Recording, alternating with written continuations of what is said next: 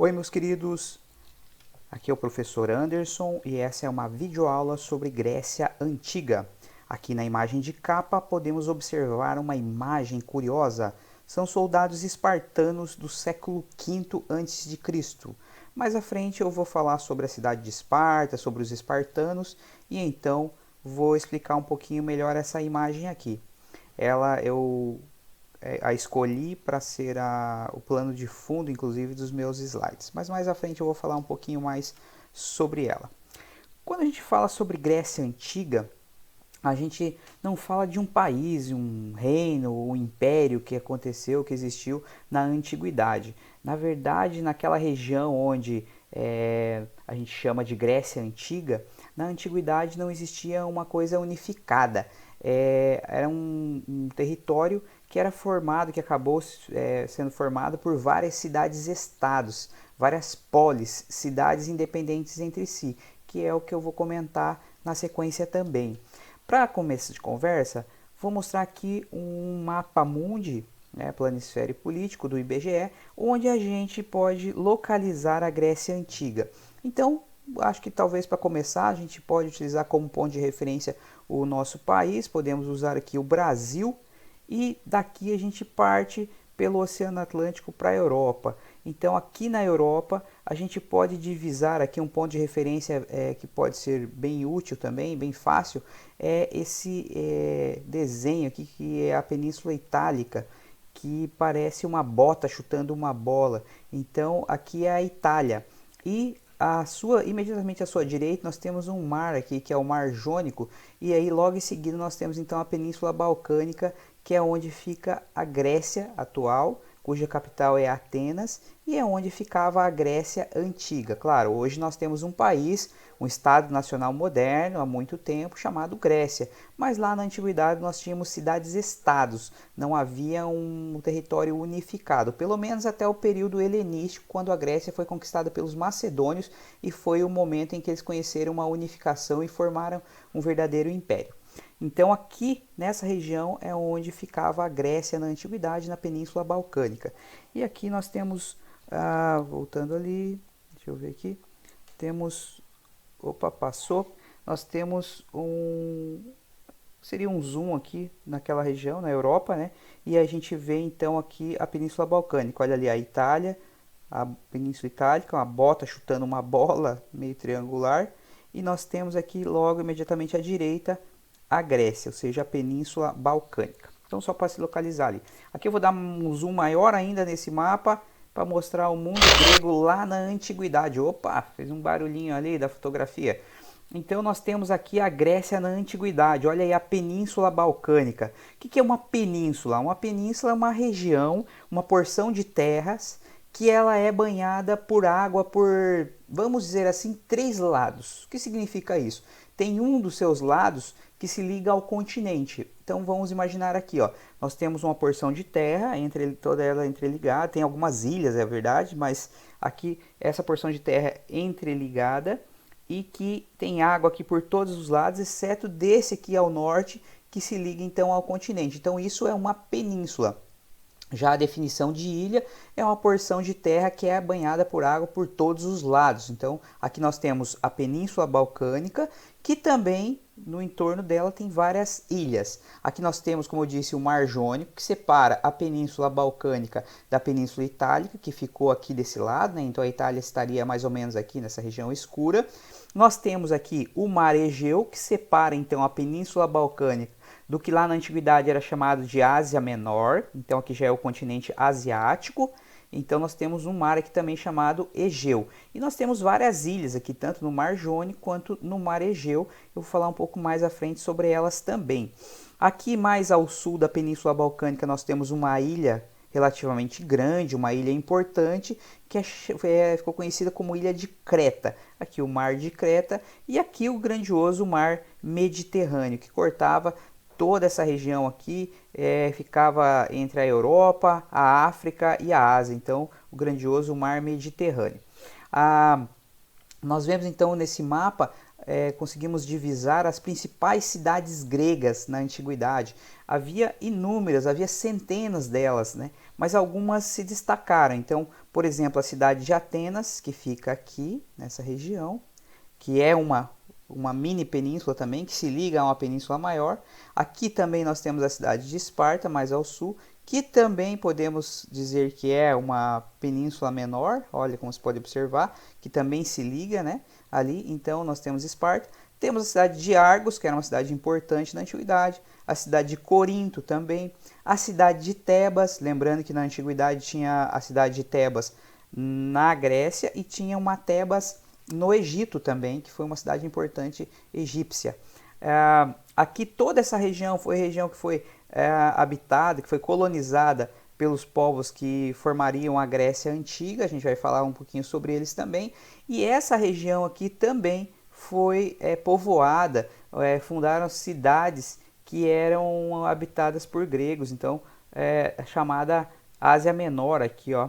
Então toda essa região colorida aqui, e que acabou essa região da chamada Ásia Menor sendo conquistada, sendo apossada pelos persas, que formaram um grandioso império na antiguidade também, o Império Persa, que em algum momento entrou em confronto, entrou em conflito com os gregos, porque conquistou essas cidades fundadas pelos gregos na Ásia Menor e depois pretendeu conquistar a própria Grécia, e aí foi palco de duas grandes guerras entre gregos e persas, que a gente vai falar sobre elas também na sequência. Então só o mapa aqui para a gente se localizar um pouquinho. Mais à frente eu vou falar um pouco sobre isso também, sobre toda essa situação, as guerras médicas, e aí eu vou voltar a esse mapinha novamente. Então só para a gente conseguir se localizar ali. A história da Grécia Antiga, muitos historiadores gostam de subdividi-la em 5 grandes períodos. Então eu vou citá-los aqui agora e depois a gente vai falar um pouquinho sobre cada um deles. Há autores que não dividem em 5 e tal, existem divisões diferentes aí na hora de estudar a Grécia Antiga. Eu gosto particularmente dessa divisão em 5 períodos. Quais seriam eles então? O período pré-homérico, e ali tem a datação, né? Depois a gente vai ver cada um deles. O período pré-homérico, o período homérico, o período arcaico, o período clássico e o período helenístico. Então são 5 grandes períodos. E aí a gente vai falar das principais características de cada um deles.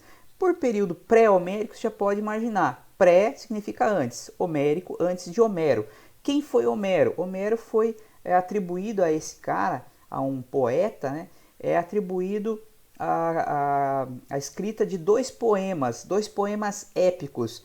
Esses poemas épicos seriam a Ilíada e a Odisseia. Então, o Homero teria sido esse cara aí que escreveu esses poemas épicos, e aí, por isso, o período anterior ao Homero e o período do Homero. Então, é mais ou menos isso, período pré-homérico e período homérico. E aí depois vem os outros 3 períodos na sequência.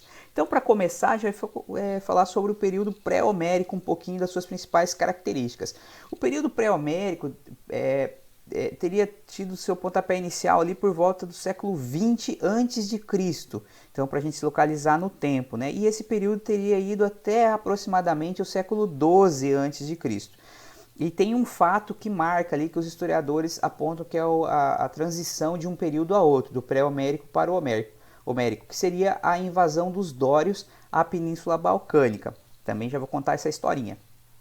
Mas o período inicial, onde tudo começou então, foi o período da migração de vários povos que estavam se locomovendo pela Ásia, pela Europa, enfim, naquela região toda ali, no Oriente Médio, enfim, estão se locomovendo em busca de sobrevivência, em busca de um local propício à sua fixação, porque esse é um período que muitos povos estavam procurando lugar para praticar agricultura, para se fixar, enfim, para se sedentarizar. Então, vários povos migraram para a Península Balcânica nesse período, entre eles aqueus, eólios, jônios e depois os dórios. Então, primeiro aqueus, eólios e jônios, e lá por volta do século XII, quando já é o final, que já é a marca, inclusive, do final do período pré-homérico, da transição para o homérico, chegaram os dórios à região. Então, a Grécia Antiga, posso dizer, teve como principais formadores de suas pós, de sua cultura, de tudo mais, esses 4 povos aqui, aqueus, eólios, jônios e dórios. Para falar sobre a Grécia Antiga, não tem como deixar de falar sobre a ilha de Creta. Para muitos autores é ali que começa a civilização grega. Professor, você disse no início lá que não tinha uma Grécia, tinha várias polis, várias cidades-estados, que elas eram independentes entre si, eram autônomas. Sim. E por que a gente fala então a Grécia Antiga? Basicamente, seria mais preciso falar civilização grega. Por quê? Porque apesar de eles não terem formado um império unificado, eles tinham muitas coisas em comum, falavam uma língua parecida, tinham uma cultura semelhante, adoravam os mesmos deuses ou parecidos, então tinham uma religião muito próxima. Eles se identificavam enquanto gregos. E também teve o período que eles se identificaram tanto como gregos que eles se uniram contra um inimigo em comum que foram os persas. Por isso a gente chama de civilização grega. Então o início dessa civilização grega perpassa pela ilha de Creta, que a gente já viu ali a localização dela no mapa anterior. A ilha de Creta é localizada então no Mar Egeu, ali entre o Mar Egeu e o Mar Mediterrâneo. Era uma região era uma ilha que tinha um relevo que não era muito propício à prática da agricultura. Portanto, essa não era a principal atividade econômica desses caras, dos cretenses. Eles se dedicavam muito mais ao comércio marítimo, ou seja, tinham relações comerciais com povos da região. Mas em dado momento, esses caras, sob o comando especialmente de alguns reis, que concentravam todo o poder em suas mãos, né, porque eles tinham poder político, militar e religioso, eles começaram a praticar o imperialismo, ou seja, começaram a atacar outros territórios, a escravizar pessoas, começaram a cobrar tributos, cobrar impostos desses povos dominados, então eles praticaram o imperialismo. Um dos reis mais destacados dos cretenses foi o chamado rei Minos. Daí vocês já devem estar deduzindo uma coisa, Minos, o que tem a ver com a Grécia Antiga?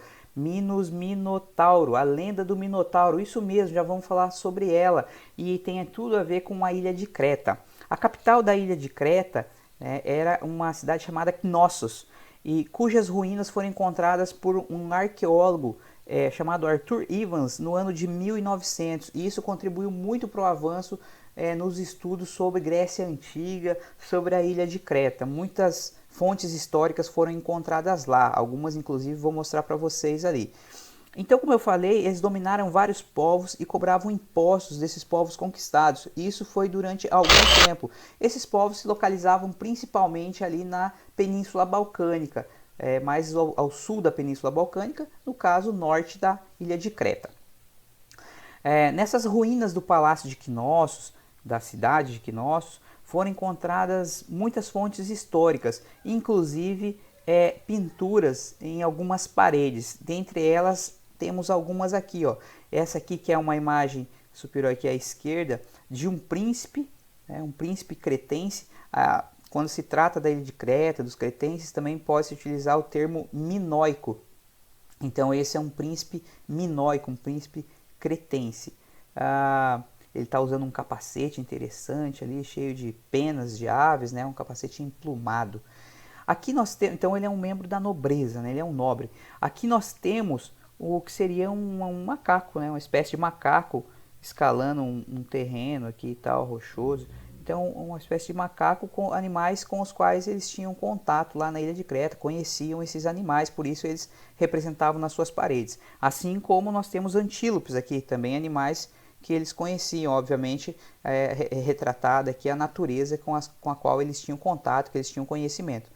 Aqui a gente vê uma imagem curiosa, ao que parece um pescador na ilha de Creta, e esse pescador ele está com muitos peixes ali nas duas mãos, mas a curiosidade é que ele está nu. A nudez na antiguidade, em diversas regiões, em muitos locais, e inclusive na Grécia Antiga, ela era algo absolutamente comum. Não havia para muitos povos o pecado, o pudor, a proibição, o crime com relação à nudez, como por exemplo hoje na nossa cultura, na nossa sociedade. Então a nudez era algo absolutamente plausível e comum entre eles. Na ilha de Creta era assim que funcionava. Então, principalmente trabalhadores braçais, pessoas simples do povo, andavam completamente nuas. Quando o clima estava propício, o clima quente na região ali do Mediterrâneo, né, do Mar de Creta, então do Mar Egeu, e aí eles andavam nus para lá e para cá, porque porque acreditavam que as roupas atrapalhavam os movimentos, então não havia pudor, não havia problema nenhum nisso. Muitas vezes quem utilizava a roupa, por exemplo, nessa imagem a gente pode ver um príncipe aqui utilizando sei lá, um saiote, um shorts ali, alguma coisa assim do tipo. Esses caras usavam essas roupas mais por questão de diferenciação social, como o chapéu que ele está usando ali, a outra roupinha, do que qualquer outra coisa. Então a nudez era algo absolutamente comum entre eles. Mais imagens aqui encontradas nas paredes da ilha de Creta, né? E a gente vê aqui duas crianças brincando, parece que elas estão lutando uma arte marcial ou o que parece ser um boxe aqui, já que eles estão com luvinhas calçadas aqui e portanto é uma espécie de luta de boxe. A gente pode perceber que as crianças também estão nuas, elas estão lutando ali, mas estão completamente nuas. E só tem uma espécie de faixinha na cintura aqui, alguma coisa, também cabelos longos ali, é o que parece, né? Então essas crianças estão lutando um boxe aqui, então uma luta que eles conheciam, visto que eles eram guerreiros, também eram soldados, eles não conquistavam outros povos por acaso, eles conquistavam na base da guerra, da violência, da luta, e muito comumente no corpo a corpo. Então essas crianças estavam treinando aqui já para serem soldados no futuro, para serem guerreiros profissionais, né? Aqui a gente tem uma imagem muito curiosa, é um touro, cara. Bom, então o gado bovino era conhecido dos cretenses, inclusive provavelmente eles criassem, né, dos gregos, eles criassem esses animais. Aqui a gente tem um touro e uma espécie de tourada, mas é uma tourada muito louca, né? Porque os caras aqui, a gente vê os toureiros distraindo o animal, enquanto tem um outro aqui, um terceiro, que está fazendo acrobacias, manobras ali em cima do animal. Então uma tourada muito louco, né? Eu brinco, esses caras acho que cheiravam uma zorba violenta para fazer uma coisa dessas. Mas isso deveria ser uma coisa divertida, devia divertir o público, enfim, uma coisa do costume deles, eles faziam as touradas. Você vê que esse negócio de tourada é uma coisa muito antiga, né, pessoal? E até hoje, apesar de inclusive ser crime em muitos lugares, inclusive aqui no Brasil, aqui no caso em Santa Catarina, é crime a prática da tourada ou farra do boi, como é mais comumente conhecida, né? Farra do boi. E mesmo assim muita gente faz, não deveria, né, judiar dos animaizinhos. Mas é um costume muito antigo, vem de tempos imemoriais esse negócio de tourada, de brincar com esses animais, de se divertir às custas e ao sofrimento deles e também arriscando a própria vida. Muitas vezes a gente perdia a vida fazendo esse tipo de coisa, como todo mundo deve saber.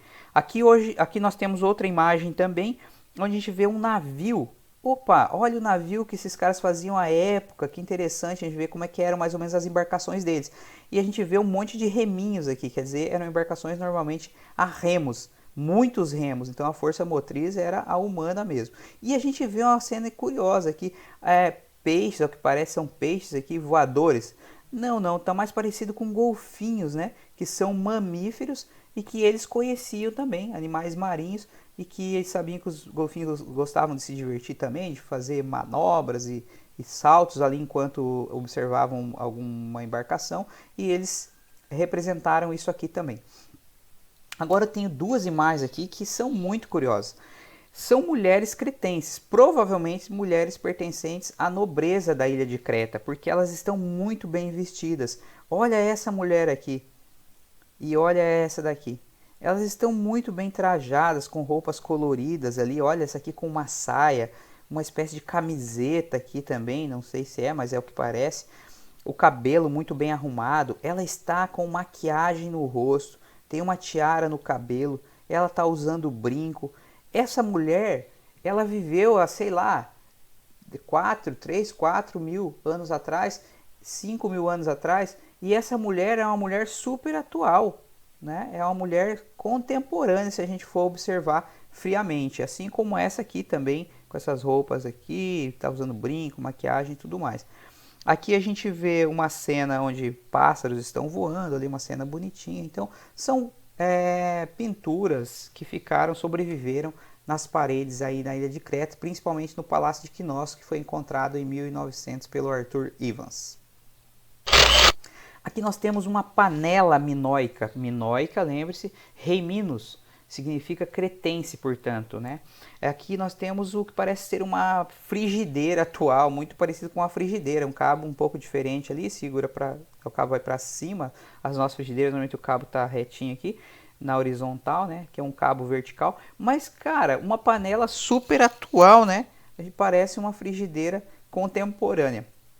E essa imagem aqui não é da ilha de Creta, tá? É que eu tirei de um livro aí, o qual eu escaneei, que tinha imagens da antiguidade, mas daí eu não quis recortar isso aqui, tava tudo junto, mas é uma imagem curiosa também e muitos povos utilizavam, mas aqui é uma navalha egípcia, então eles usavam para fazer a barba, depilação, raspar o cabelo, um monte de coisa aqui, essas navalhas, então a navalha egípcia. Mas aqui o que nos interessa então agora é essa panela cretense, essa panela minoica aí.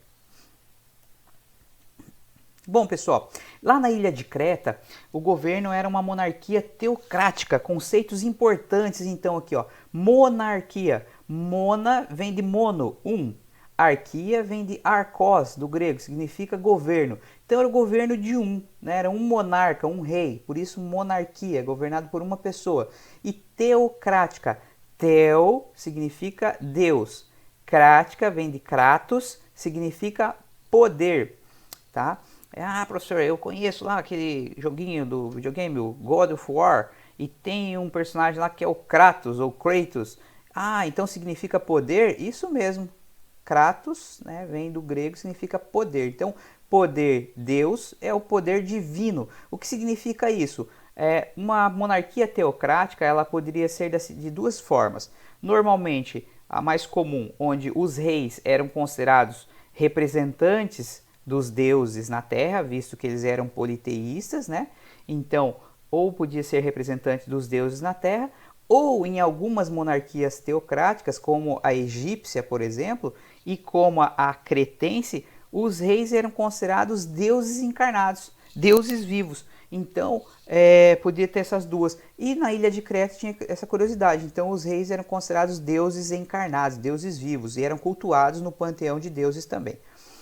Alguns autores apontam que a ilha de Creta tinha uma curiosidade em relação às mulheres, onde homens e mulheres teriam igualdade em direitos e deveres. Outros autores acham um exagero atribuir igualdade.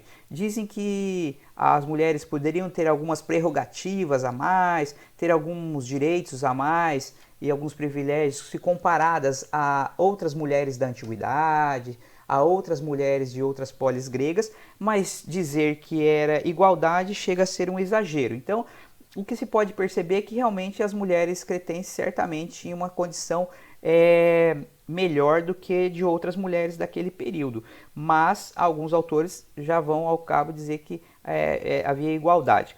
Uma coisa curiosa nesse sentido é que a maior parte das religiões da antiguidade eram patriarcais, o que significa que os deuses principais, ou o deus principal, o deus maioral, que normalmente cada religião tinha, era a representação masculina. E isso, óbvio que era o reflexo da sociedade patriarcal. Então a principal divindade quase que invariavelmente era masculina. Mas na ilha de Creta não, era uma religião matriarcal. Então a principal divindade era uma mulher, a deusa Rhea Cibele. E por isso, para alguns autores, é uma demonstração dessa superioridade das mulheres em relação a outras mulheres e outras polis, e uma quase igualdade ou até igualdade com os homens. Os cretenses demonstraram uma arquitetura muito desenvolvida. As ruínas que foram encontradas lá em 1900 mostraram isso, que eles tinham uma grande capacidade arquitetônica. Faziam esculturas com acabamento perfeito, faziam cerâmica, ourivesaria. O que é ourivesaria? Fazer objetos em ouro. Então eles dominavam bastante essa técnica também. No ano de 1400 a.C., houve uma invasão da ilha de Creta pelos aqueus, que viviam no sul da Península Balcânica. Lembram daqueles povos que habitaram a Grécia Antiga? Aqueus, eólios e jônios, e depois os dórios? Então, os aqueus estavam sob a dominação cretense, mas em algum momento eles viraram a mesa, vamos dizer assim, e eles invadiram a ilha de Creta e destruíram o palácio de Knossos. Então, ocorre uma inversão, onde os aqueus, que antes eram dominados pelos cretenses, agora passam a dominar a ilha de Creta. E aí ocorre uma fusão, uma mistura entre eles, onde aqueus e cretenses se entrelaçam, se misturam. Os cretenses adotaram a cultura dos aqueus, Os aqueus adotaram a cultura cretense, eles se misturaram e ocorreu a fusão então desses povos aí. E eles começaram a praticar o imperialismo, né? Ou seja, na verdade os aqueus deram sequência àquela prática que os cretenses já faziam e começaram a dominar territórios maiores na região dos Balcãs, da Península Balcânica ali no seu entorno. Tá?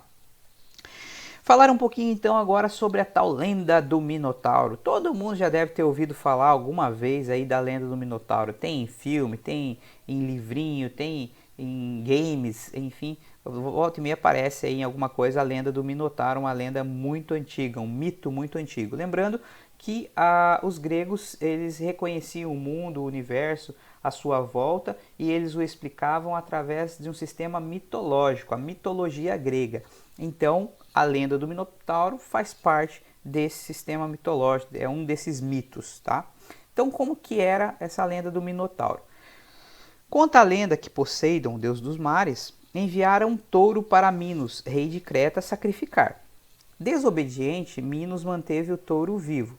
Quando ele se casou com Parcife, filha do deus Hélio e da ninfa Perseis, Poseidon decidiu vingar-se. Fez com que o primeiro filho de Parcife nascesse como Minotauro, um monstro com cabeça de touro e corpo humano.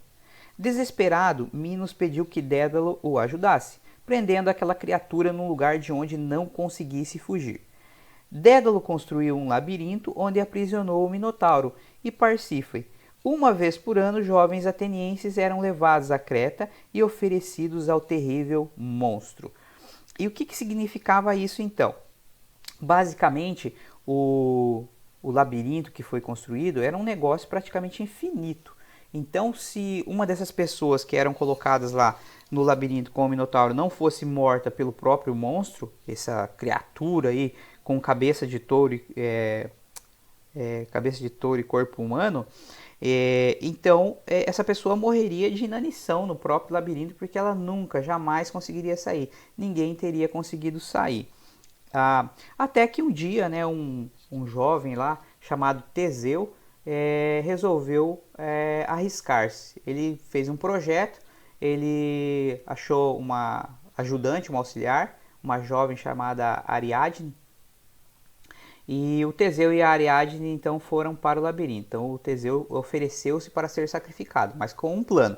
Que plano seria esse? Ele entraria no labirinto com um fio amarrado à sua cintura, um fio de um novelo grande, né? E aí a Ariadne ficaria do lado de fora segurando esse rolo de fio. E ele entraria no labirinto com um punhal na cintura. E quando ele encontrasse o tal monstro, o Minotauro, ele o mataria. E depois, seguindo o fio, ele conseguiria sair do labirinto. Então esse era o projeto dele. E o projeto foi levado a cabo. E o Teseu teve sucesso na sua empreitada, conseguiu derrotar o monstro, o Minotauro, e matá-lo e sair do labirinto. Muito bem, o que representa esse mito? Como eu disse, os gregos explicavam o mundo à sua volta através de mitos, através de lendas, através da mitologia, através de deuses.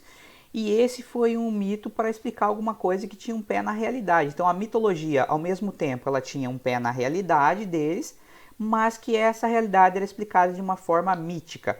Então o que significa? Surgiram inúmeras hipóteses sobre essa lenda. A mais plausível, talvez, muitos autores apontam, que isso representasse exatamente o imperialismo cretense, ou seja, os cretenses dominando o sul da Península Balcânica, cobrando impostos desses povos, submetendo-os a trabalhos forçados e tudo mais. E aí, o que representaria então a morte do Minotauro? O Teseu indo lá e matando o Minotauro, significaria a libertação, a liberdade desses povos em relação ao imperialismo cretense. Então seria o fim do imperialismo cretense, aquele momento ali onde os aqueus invadiram a ilha de Creta e destruíram o palácio de Cnossos, saindo então da dominação cretense. Mais ou menos é essa uma das principais explicações a respeito da lenda do Minotauro. Ainda sobre o período pré-homérico, nós temos então aquilo que eu falei, houve assimilação dos cretenses pelos aqueus, eles se misturaram, eles se fundiram e formaram uma verdadeira civilização creto-micênica. Alguns autores chamam apenas de micênica, outros de creto-micênica. Então, por volta de 1400 a.C., quando a ilha de Creta foi invadida. As principais cidades do período, pode-se dizer, eram Tirinto e Micenas, que posteriormente chamar-se-ia Argos. Inclusive, já mostrei um mapinha ali para vocês com a cidade de Argos. Então, ela antes chamava-se Micenas e depois passou a chamar-se Argos. E esses caras, os creto-micênicos, praticaram o imperialismo ao longo de todo o século XV aí. Conquistaram ilhas do Mar Egeu. A gente viu naquele mapinha também várias ilhas ali do Mar Egeu, e eles atravessaram o Mar Egeu chegando à Ásia Menor. E lá eles teriam se deparado com uma cidadezinha chamada Troia. A cidade após cidade ia sendo conquistada, dominada por eles, mas a cidade de Troia teria resistido bravamente. E aí então esse episódio, esse contexto dessa chamada Guerra de Troia foi narrada pelo Homero em uma de suas epopeias, em um de seus poemas míticos, poemas épicos. Né? O que era uma epopeia? Era um poema, era uma história que era contada em forma de poema e ela misturava fatos que tinham um pé na realidade com fatos extraordinários, mitológicos. Então, parecido com o sistema mitológico que eles utilizavam para explicar todas as coisas, inclusive para contar as histórias também. As histórias são contadas através dessas epopeias. E o Homero escreveu duas, a Ilíada e a Odisseia. Então, a Ilíada seria essa que narra a Guerra de Troia. Tá? Na verdade, não se tem certeza, muitos dizem que não se tem certeza absoluta se foi o Homero que escreveu. Essas epopeias são atribuídas a esse cara chamado Homero. Só que veja que coisa louca. A Guerra de Troia teria acontecido então por volta do século XV a.C., mas a Ilíada teria sido escrita mais ou menos entre os séculos, acho que século VIII ou VII a.C., por ali. Então tem uma diferença temporal de mais ou menos 700, 800 anos. Quer dizer, é muita coisa de diferença, né? Eu sempre brinco que dá para fazer aquela brincadeira do telefone sem fio, que é o que? Alguém fala uma coisa, vai falando pro outro. Quando chega lá no final, chega uma história muito diferente da que começou, completamente diferente. Então é mais ou menos isso. Imagine uma lenda, uma história que vai sendo contada de geração em geração ao longo de 700 anos. É muita coisa. Então o que chega lá na frente? O que tem de verdade naquilo, né? É complicado. Mas então existe esse poema épico, essa epopeia chamada Ilíada, e ela narra a Guerra de Troia. Então como é que ela narra essa Guerra de Troia? Ela diz que os gregos, então, que eram os creto-micênicos, foram conquistar a cidade de Troia porque eles queriam se vingar. Se vingar do quê? Diziam que homens troianos estariam sequestrando mulheres gregas e que um príncipe troiano teria, então, sequestrado uma princesa, uma rainha grega. E eles teriam ido se vingar. E aí, durante esse confronto, que durou, segundo a lenda, 10 anos, então isso já é questionável, né? Imagina uma guerra durar 10 anos lá na antiguidade, mas enfim, diz que durou 10 anos. E os troianos resistiram bravamente, de forma muito diferente do que os outros teriam feito, outras cidades teriam conseguido. E então, os gregos teriam tido uma ideia. A ideia era a seguinte, de construir um grande cavalo de madeira, um cavalo gigante de madeira, que pudesse no seu interior, o interior que seria falso ou fundo oco, né, abrigar muitos soldados. Eles deixariam esse cavalo em frente aos portões da cidade de Troia, que jamais foram sobrepujados, e deixariam um recado para os troianos, dizendo assim: olha, vocês lutaram tão bravamente que nós reconhecemos a sua bravura e por isso nós deixamos esse cavalo como vamos dizer, um reconhecimento da bravura de vocês. Então é um prêmio, vamos dizer, um troféu para vocês, um presente. E esse presente então foi deixado na frente dos portões de Troia. E depois, então, os troianos, percebendo que os gregos, achando que os gregos tinham ido embora, tinham deixado aquele enorme cavalo com aquele recado, eles recolheram o cavalo para dentro dos muros da cidade. E aí, no meio da noite, então, ou em algum momento lá, esses soldados teriam saltado de dentro do cavalo e aberto os portões da cidade e permitindo que as tropas gregas invadissem Troia. E aí assim a cidade de Troia acabou conquistada. Disso aí até hoje se usa um termo muito comumente, né, presente de grego, né? O que é um presente de grego? É um presente que não é presente, é um presente mentiroso, é um presente enganoso, é um presente que vai te lascar com a tua vida, né? Então, o famoso presente de grego. É muito comum, inclusive, vírus de computador terem essa denominação, né? Cavalo de Troia, que seria o presente de grego. Então, o que é a representação, na verdade, da Guerra de Troia? O que é a Ilíada do Homero? Trazendo, então, para a realidade histórica, muitos apontam que nada mais, nada menos era do que a própria representação do imperialismo creto-micênico. Então, estavam conquistando cidades nesse período aí, ao longo do Mar Egeu e na Ásia Menor, e eles se depararam com alguma cidade que resistiu mais do que as outras, e foi uma guerra mais feroz e tal, mas que no final eles conseguiram conquistá-la.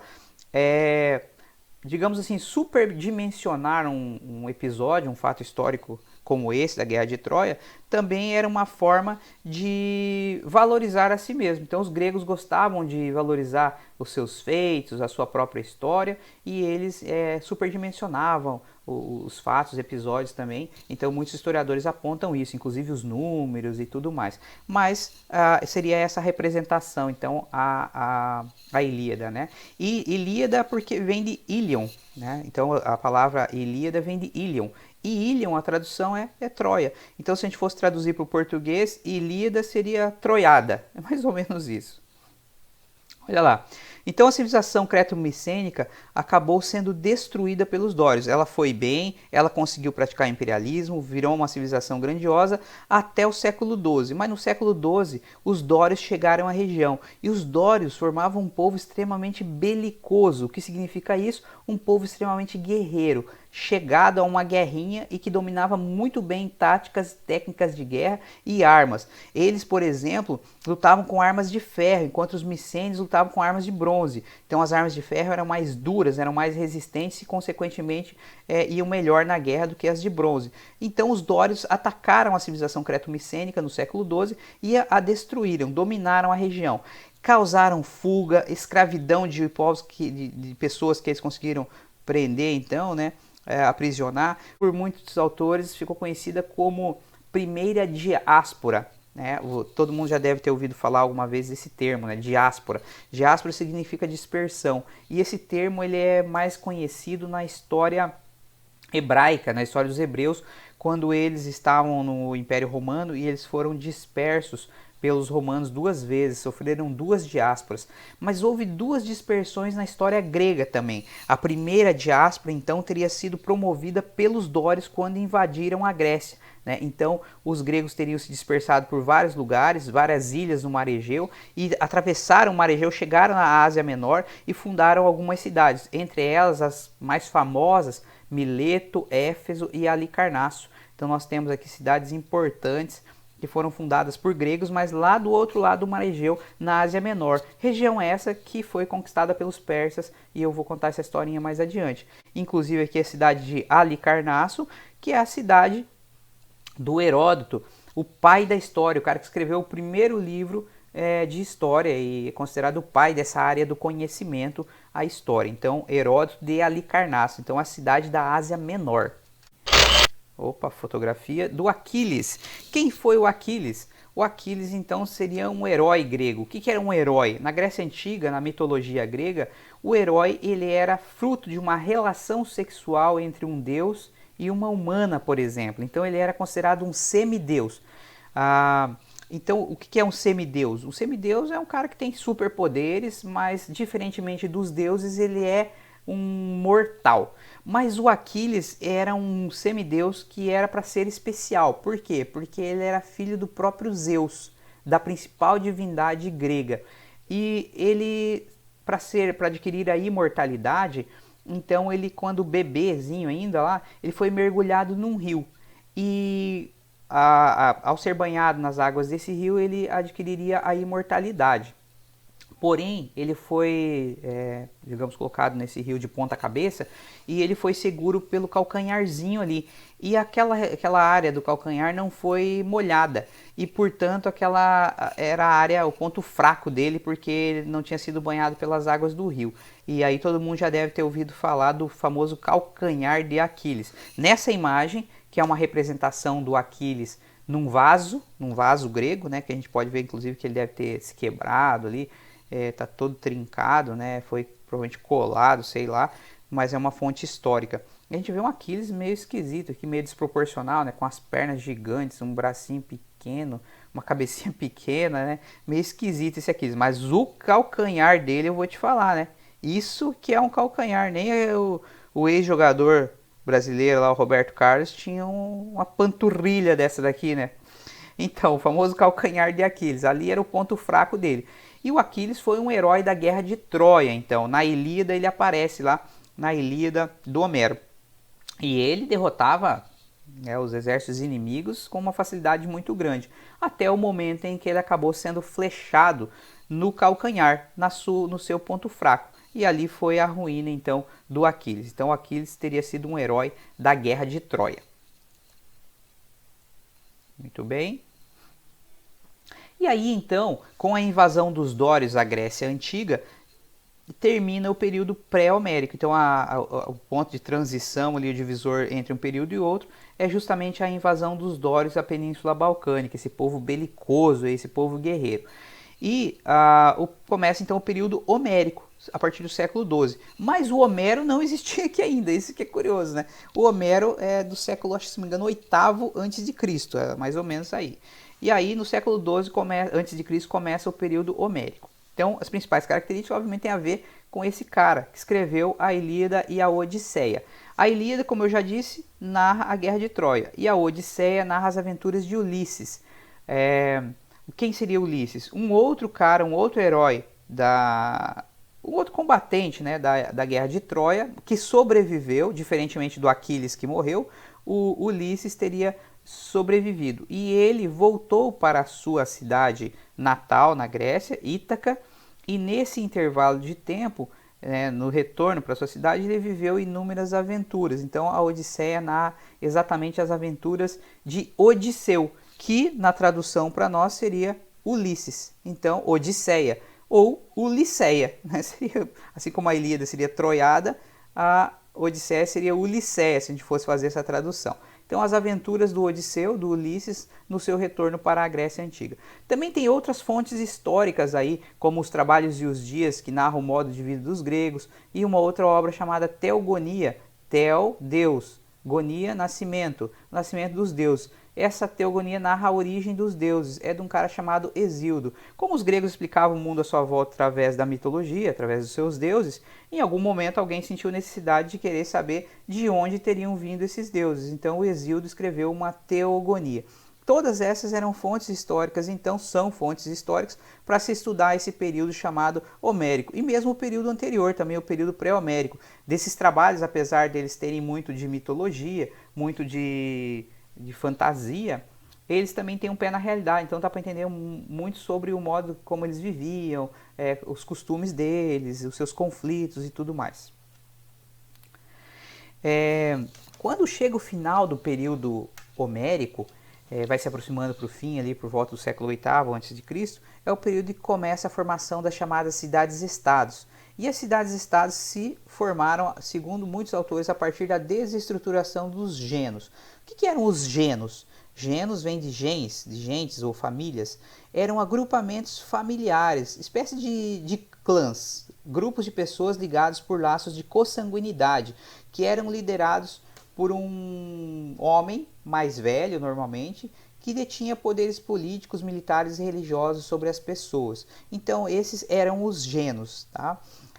Esse cara que liderava era chamado de pater familias, ou quase o pai da família, vamos dizer assim.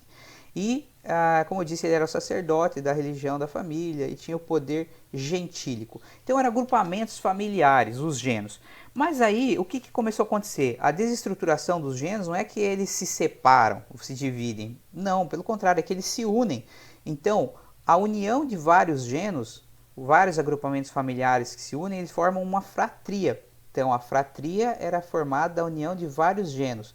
Mas aí surge um agrupamento maior ainda do que a fratria, que era formado justamente da união de várias fratrias, que eram as tribos. E, finalmente, surge um outro agrupamento maior ainda que todos esses anteriores, que é formado da união de várias tribos, que são as polis. As polis são o mesmo que as cidades-estados gregas. E lembrando, então, esse conceito básico de cidade-estado, que é uma cidade autônoma, independente da outra. Cada uma tinha seu próprio governo, suas próprias leis, seus próprios costumes, seus próprios deuses. E elas não só eram autônomas em relação umas às outras, como muitas vezes elas eram rivais, inimigas, guerreavam entre si. Tá? As cidades-estados gregas também foram denominadas de polis. Mas vejam, você pode chamar uma cidade-estado grega de polis, mas você não pode chamar uma cidade-estado de um outro lugar, em outro período histórico, ou mesmo na antiguidade, você não pode chamar de polis, porque polis é um conceito exclusivamente grego. Você só pode se referir como polis às cidades-estados gregas e não outras cidades-estados. Agora, o conceito de cidade-estado você pode utilizar para qualquer época, mas o conceito de polis só para a Grécia Antiga. O povo era chamado de demos, então, esse é um termo importante que a gente vai utilizar um pouco à frente aí. A geografia da região da Grécia Antiga, ou seja, a Península Balcânica, ela tinha um terreno muito recortado, montanhoso, com muitas defesas naturais, ou obstáculos naturais, de maneira que muitos autores apontam que esse tipo de terreno permitiu a autonomia das polis, ou seja, dificultou o surgimento de um império unificado, como em outros lugares, como no Egito, ou na Pérsia, ou em outras regiões. Então aqui a própria geografia da região teria contribuído para ajudar a explicar por que surgiram cidades-estados, por que surgiram polis e não um império unificado. Aqui uma imagem do Ulisses, então o Odisseu, o personagem protagonista lá da Odisseia do Homero, né? Então esse cara que seria sido o herói da Guerra de Troia e foi para Ítaca vivendo inúmeras aventuras. Nós temos o que seria um busto aqui dele, né? Parece que a cabeça dele foi arrancada, cortada, sei lá ali, mas foi colada novamente. Então é uma representação do Ulisses. Aqui a gente pode tirar como por ser uma fonte histórica, a gente pode entender mais ou menos a fisionomia dos gregos, ou de alguns gregos pelo menos, né, as características físicas deles e tal.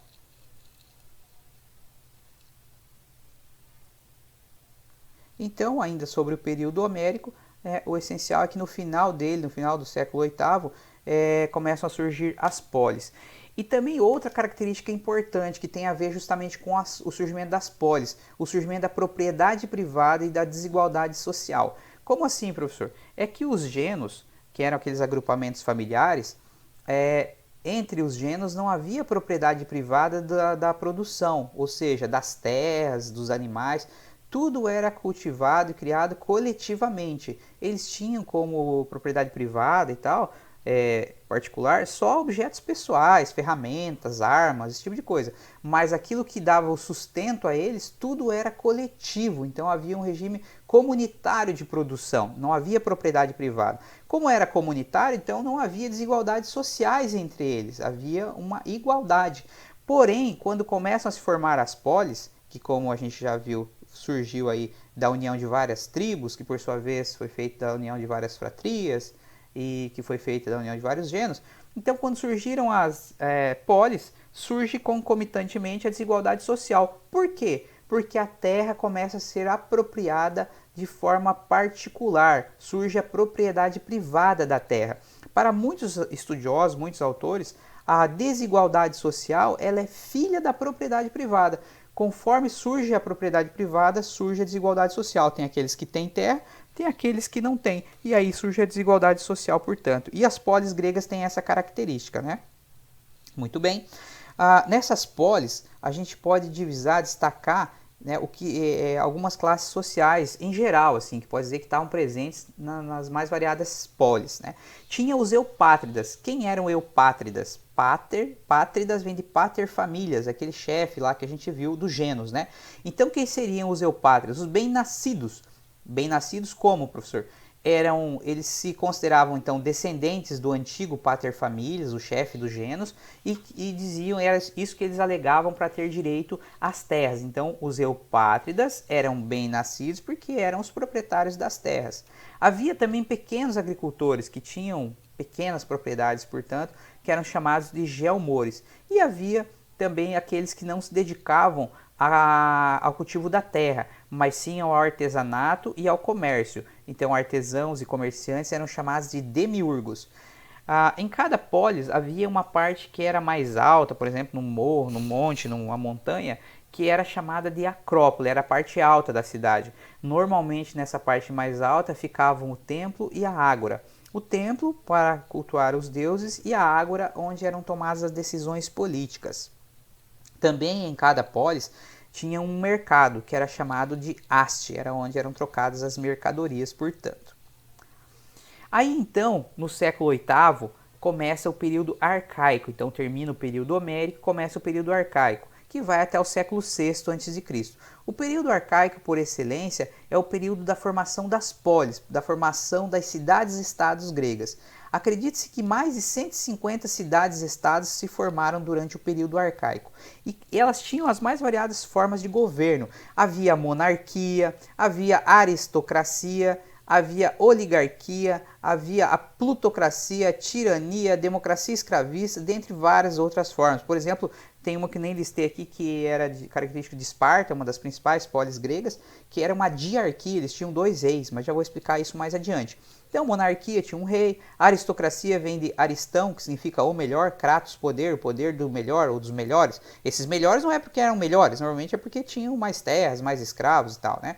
Oligarquia, que é parecido com a aristocracia, mas o prefixo oligó significa pouco ou poucos. Arcó significa governo, governo de poucos. Plutocracia não é o poder do cachorro do Mickey. Plutocracia é o poder dos mais ricos, galera. Tirania. Tirania era o governo de uma única pessoa, parecido com uma monarquia, porém não era uma monarquia porque não era hereditário normalmente, então um tirano era alguém que tinha tomado o poder através de um golpe e tal. Mas a gente tem que não pode usar de forma pejorativa, né? Porque o termo tirania ele adquiriu essa conotação, esse sentido negativo ao longo do tempo. E lá na Grécia Antiga era só uma forma de governo e que não necessariamente o tirano, ou seja, o que detinha o poder aqui numa tirania, que normalmente era um ditador, não necessariamente ele era ruim, ele era sanguinário, cruel, esse tipo de coisa, esses significados que o termo foi adquirindo ao longo do tempo. Democracia escravista, por exemplo, de Atenas, né, onde surgiu então pela primeira vez esse termo aqui, né, democracia, que significa demo, a gente já viu, é o povo, galera, não é o que estão pensando. Demo é o povo, cracia vem de kratos, poder, então o poder do povo. E escravista, por quê? Como que será o poder do povo, mas eles tinham escravos? É um tanto quanto contraditório, mas é mais ou menos isso aí. E outras formas de poder também. As principais polis, as mais destacadas, Atenas, Esparta, Tebas, Mileto, Corinto, Olímpia, né? Essa aqui é onde tinham as Olimpíadas, por isso a importância dela, e dentre outras cidades aí, mas aqui colocamos as mais importantes e na sequência nós vamos falar das duas mais importantes que eram Atenas e Esparta. Voltando então para aquele mapinha que a gente viu lá inicialmente, então aqui é onde ficavam as principais cidades, né? Esparta, Argos, Corinto, Atenas, Tebas. Olha lá onde ficava a cidade, acho que é por aqui, eu não lembro exatamente aonde, mas nessa região da Ásia Menor, que era onde ficava Mileto, ó. Éfeso também, tinha Halicarnasso, que não está listada aqui também, mas também ficava na Ásia Menor. Várias cidades importantes aqui também, né? Tebas está ali. Aqui a Macedônia, que vai ser importante para a gente ver depois, os macedônios também tinham uma ascendência grega, ou seja, eles tinham um parentesco com os gregos que tinham laços de consanguinidade, e os macedônios depois, no último período da história grega aqui, que a gente vai ver que é o período helenístico, eles conquistaram toda essa região, toda a Península Balcânica e regiões ainda maiores, conquistaram o próprio Império Persa e tudo mais, mas a gente vai falar um pouco mais adiante sobre isso. Bom, vamos falar então sobre as duas principais polis gregas, Atenas e Esparta. Vamos ver as principais características dessas duas polis aí. Atenas foi fundada pelos jônios, então vamos lembrar aqueles povos que migraram para a Península Balcânica, aqueus, eólios, jônios e dórios. Atenas foi fundada pelos jônios, pessoal. E Atenas teve algumas formas de governo, ela teve 3 formas de governo até se tornar uma democracia. Você já deve ter ouvido falar que a democracia é grega. É muito comum se fazer essa afirmativa. A democracia foi fundada pelos gregos. Na verdade, a democracia ela é ateniense. Ela foi criada, fundada pelos atenienses, tá? Então, a democracia, o mais correto não seria dizer a democracia é grega. A democracia é ateniense, é de uma das polis gregas, da cidade de Atenas. Mas antes de ser uma democracia, Atenas foi primeiro uma monarquia, depois foi uma oligarquia ou arcontado, depois foi uma tirania e finalmente uma democracia. Então, monarquia foi governada por um rei, oligarquia, oligós, lembram? Oligós, arcós, governo de poucos. Arcontado era porque essa oligarquia, esses poucos que governavam, eram chamados de arcontes, eram 9. A tirania, ou seja, a implantação de uma espécie de ditadura ali, onde um cara governava, era a tirania. E finalmente, então, a democracia que se disseminou pelo mundo, é a principal forma de poder político do mundo hoje, né? Que é demo, povo, kratos, poder, poder do povo.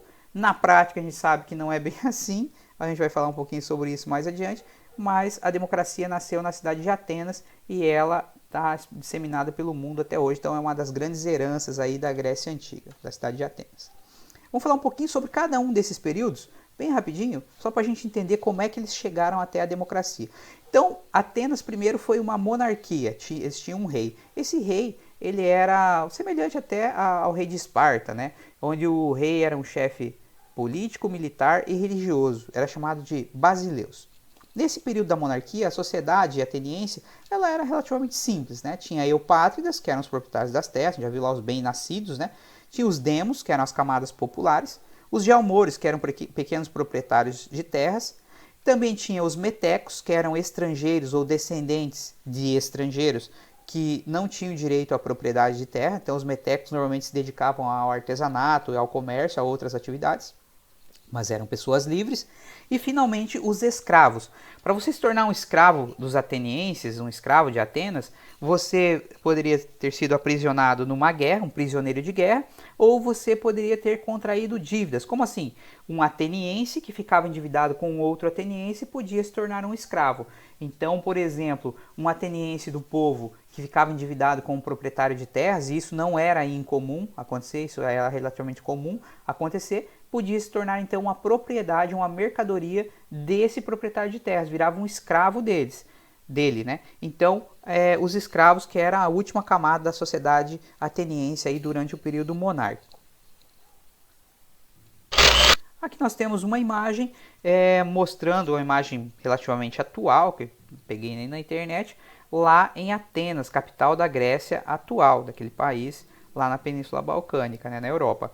E aqui nós temos o Pártenon e provavelmente a Ágora, não sei, essas duas construções aqui, né? O que era o Pártenon? O Pártenon, essa construção maior aqui, é o Templo dos Deuses, que ficava na parte alta da Acrópole, ou seja, na parte alta da cidade.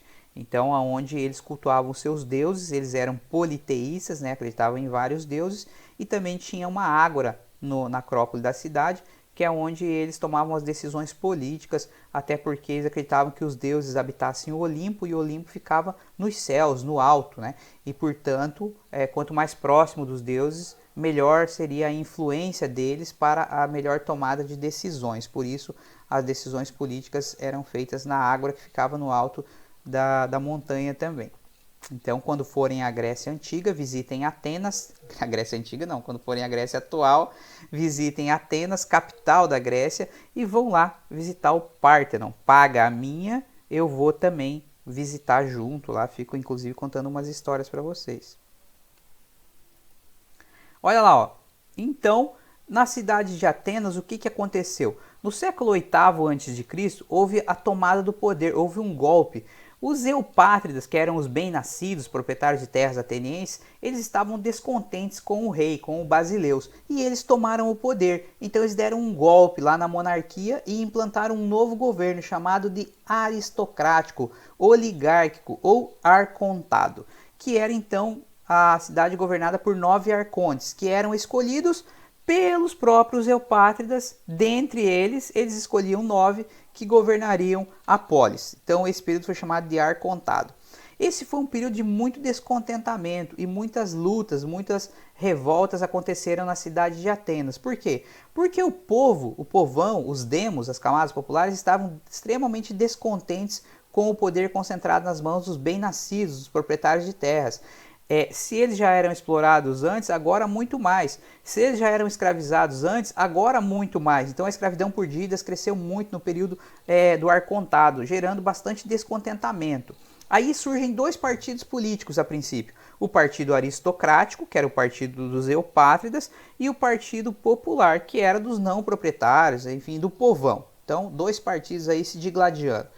E aí foi nesse período que, para tentar amenizar esse choque, os aristocratas, os arcontes, eles fizeram o primeiro conjunto de leis escritas grego. Lembre-se de que o primeiro código de leis escritas que se tem notícia é o Código de Hammurabi, que surgiu lá na Mesopotâmia, né? Surgiu entre os mesopotâmios, entre os babilônicos, né? O Hammurabi era um rei babilônico que construiu o primeiro código, o primeiro conjunto de leis escritas, né? Numa pedra lá, um bloco de argila, né? Que foi construído então o primeiro código de leis escritas, né? Então, não que eles não tivessem leis antes, eles tinham, mas essas leis elas eram baseadas na tradição oral, ou seja, passava de geração em geração, boca a boca. Agora eles resolveram escrever essas leis, então, para botar ordem na casa. Só que eles contrataram um cara chamado Drácon para construir esse código de leis e tal, e esse cara liderou então esse conjunto de leis. E esse conjunto de leis do Drácon, ele era extremamente rigoroso. As leis eram muito severas e muito punitivas ao povo. Ou seja, ao invés de resolver o problema, na verdade criou mais problema ainda, porque o código do Drácon, ele fez com que as lutas aumentassem ainda mais. Por isso, até hoje, não sei se vocês já ouviram, talvez vocês venham a ouvir em algum momento da vida de vocês, quando se fala que uma determinada lei é draconiana, é que se quer dizer que essa lei é uma lei muito rigorosa, uma lei ditatorial, uma lei muito severa que prejudica a população, prejudica o povo. Então, é uma lei draconiana. Até hoje, né, ficou essa herança aí, então, por causa do Drácon que fez esse conjunto de leis aqui. Aí os arcontes resolveram, os eupátridas resolveram amenizar as coisas e fizeram uma reforma nessa legislação promovida por um cara chamado Solon. Então alguns dos itens que se modificaram foi, ele colocou fim na escravidão por dívidas, e isso amenizou um pouco o choque. As pessoas estavam muito descontentes com esse negócio de endividamento por dívidas e se tornando escravos. Então isso acabou a partir da reforma do Solon em 594 a.C. Também nesse período houve uma grande desvalorização da moeda ateniense, gerou inflação. Quer dizer, é um período de muitas crises, um período em que havia muitos conflitos porque a situação estava crítica. Quer dizer, estava tendo problemas políticos, esses problemas políticos também estavam gerando problemas econômicos, sociais, enfim, tá crítica, tá caótica a situação lá em Atenas. E então, também no sentido de amenizar esse choque, foi criado durante esse período do arcontado a bulé. O que seria a bulé? Era um conselho composto por 400 cidadãos atenienses. Então, pessoas que formariam um conselho para ajudar na tomada de decisão por parte dos arcontes. Então, seria uma espécie de assembleia, né? Formada então nesse momento por 400 cidadãos. Mais à frente a bulé seria composta por 500, mas por enquanto então 400 cidadãos. Uma coisa importante aqui a se dizer é o conceito de cidadania. Então, quando você fala em cidadão, você não está falando que qualquer ateniense pode ser cidadão, né? Até porque a gente viu lá, tinha entre os atenienses aqueles que eram os bem-nascidos e o resto do povo, né? Havia também pequenos agricultores, mas o resto do povo. E também havia não atenienses dentro de Atenas. Então, esses não atenienses podiam ser pessoas livres, né? Os metecos, e poderiam ser escravos, que também eram estrangeiros. E a maioria dessas pessoas estava fora dessa característica aqui de cidadania, né? Desse aspecto. Então, quem era cidadão em Atenas? Primeira coisa, tinha que ser homem. Né? Então, todas as mulheres estavam excluídas do critério de cidadania ateniense. Tinha que ser homem. Tinha que ter mais de 18 anos, que era quando eles atingiam a maioridade, e tinha que ser filho de pais atenienses, não podia ter nascido em Atenas filho de estrangeiros, então não era cidadão também, tinha que ser filho de pais atenienses. Então, cidadão era esse cara, homem maior de 18 anos e filho de pais atenienses. O que acontece então, galera? Então, durante esse período do arcontado, a crise vai se acentuando e surgem três partidos políticos. Por quê? Porque os próprios proprietários de terras não se entendem muito bem entre si. Por quê? Porque havia aqueles que tinham as melhores terras, que ficavam na planície, e esses se denominaram pedianos. Havia aqueles que habitavam o litoral, tinham terras no litoral, que eram terras boas, mas não eram tão boas quanto as da planície, que eram chamados de paralianos. E havia aqueles que habitavam a montanha, que eram as piores terras, mas eram proprietários de terras também, os diacranos. Então houve um conflito entre os habitantes e os proprietários de terras dessas regiões. Então surgem basicamente três partidos políticos aqui, pedianos, paralianos e diacranos. E aí o que acontece? O povo que estava extremamente descontente com o arcontado, com as leis e todos os problemas, eles se uniram com os diacranos, que por terem as piores terras, eles estavam mais próximos da população, mais próximos do povo. Então os diacranos dão um golpe nos arcontes e eles são apoiados por grupos populares, pelo povo, pelos demos. E eles implantam então a tirania, ou seja, um ditador. O primeiro tirano foi um cara chamado Pisístrato. Só que vejam, foi um golpe que foi dado pelos diacranos e pelos populares, ou seja, o povão. Então, o Pisístrato, que foi o primeiro tirano desse período, ele foi um cara que fez uma reforma agrária, ou seja, ele dividiu as terras entre a população, fez a reforma agrária, construiu obras públicas, incentivou a cultura e as artes, deu liberdade para o povo. Quer dizer, o Pisístrato, no geral, ele foi um bom governante para o povo ateniense, mas quem ficou descontente com o governo dele? Quem não estava gostando nada de reforma agrária e de incentivo à cultura e às artes e liberdade para a população? Obviamente que os eupátridas, aqueles que tinham sofrido o golpe, além de terem sido apeados do poder, né, os eupátridas, agora eles estão se havendo com um governante que governa mais ou menos para o povo. Por isso que eu digo que a gente tem que se desvencilhar do preconceito de que tirano e tirania sejam coisas necessariamente ruins.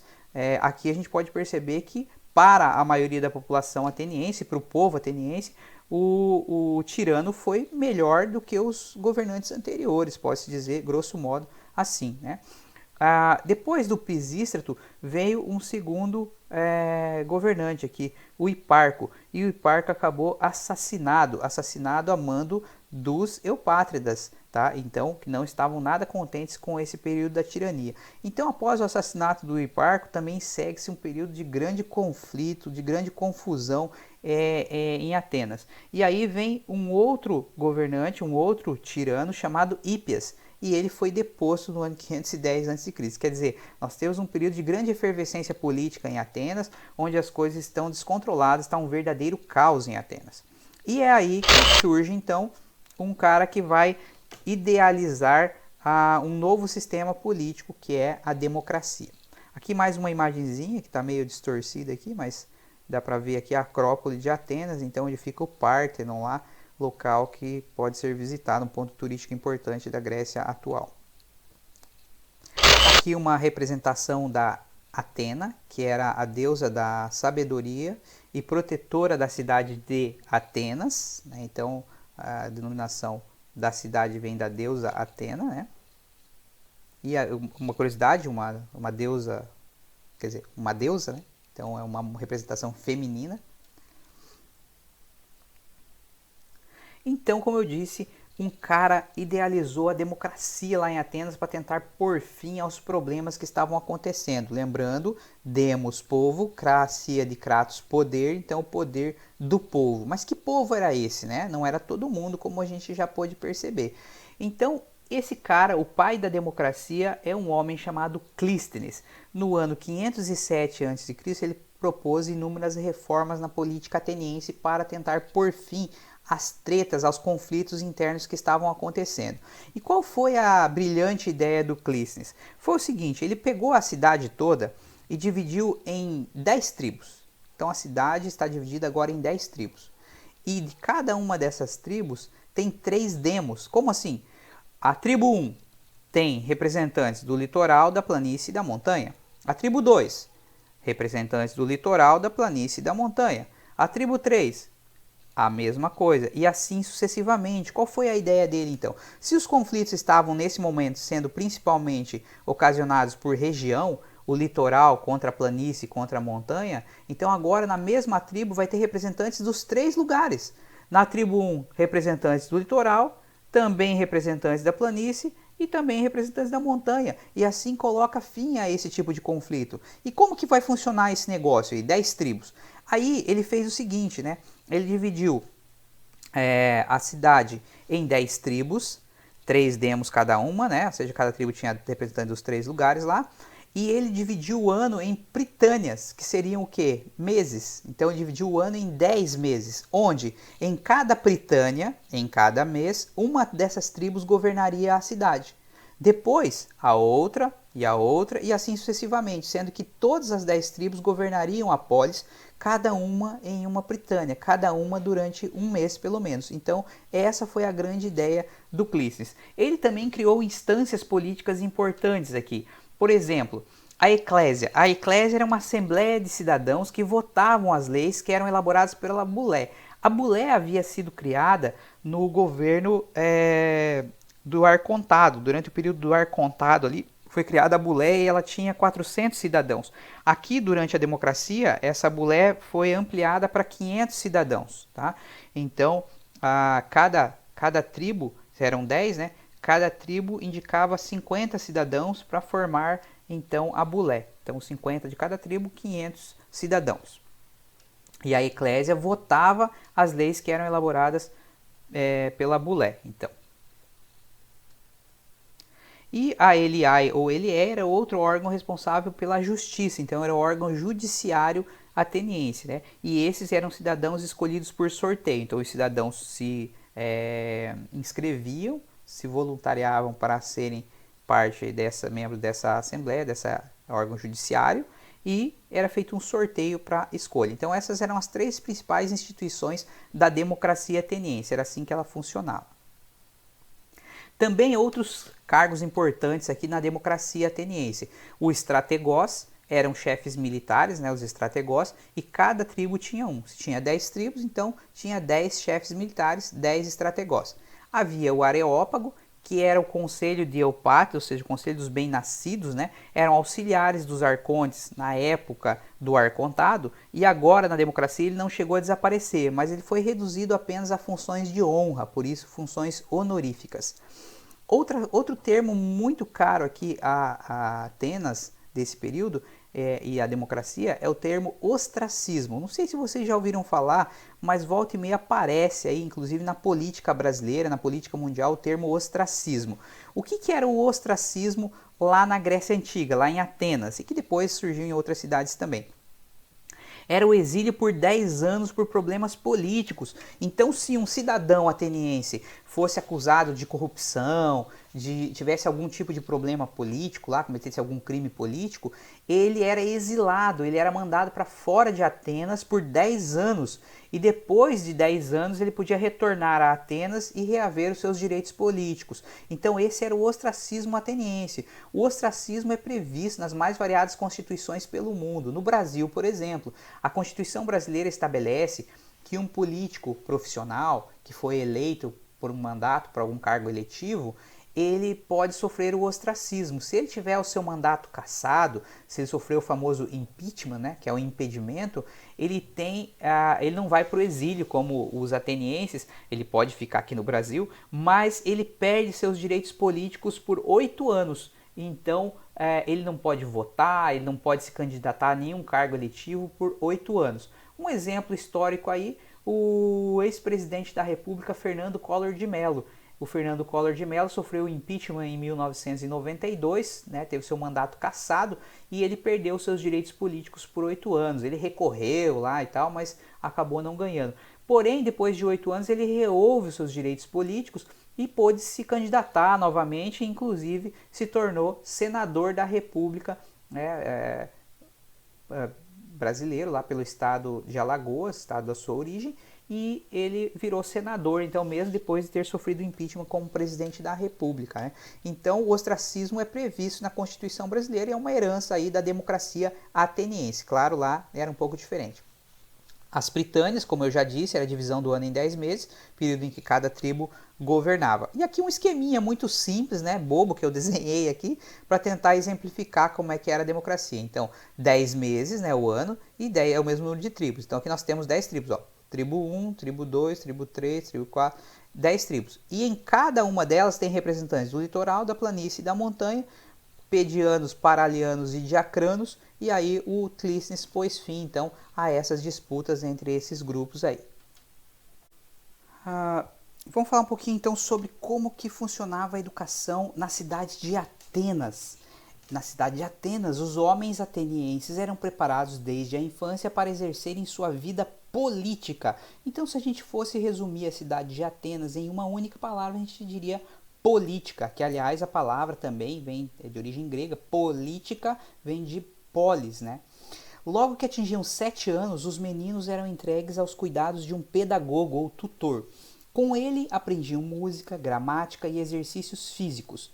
Quando se enviam as crianças à escola, recomenda-se aos mestres que se esforcem em ensiná-las a ler e a tocar os instrumentos de música, assim como o que diz respeito aos bons costumes. Quando sabem ler, faz-se que leiam os melhores poetas, obrigando-os a que aprendam de cor as suas poesias. Nelas encontram excelentes preceitos e elogios dos grandes homens da antiguidade, para que os imitem. Quando já aprenderam bem música, põe-lhes nas mãos poesias líricas, que cantam acompanhados pela lira, com o fim de que aqueles números e aquela harmonia se insinuem na sua alma ainda tenra, adquirindo assim ternura, finura no trato, para que sejam mais corteses, mais delicados e, por assim dizer, mais harmoniosos e afinados, pois a vida do homem necessita sempre número e harmonia. Enviam-nos também aos professores de ginástica, com o objetivo de que possuam um corpo são e robusto. Os que mandam os filhos aos professores para que os instruam são naturalmente os mais ricos, de maneira que os filhos dos mais ricos são os que começam os seus exercícios com idade mais baixa e os que os praticam durante mais tempo até serem homens feitos.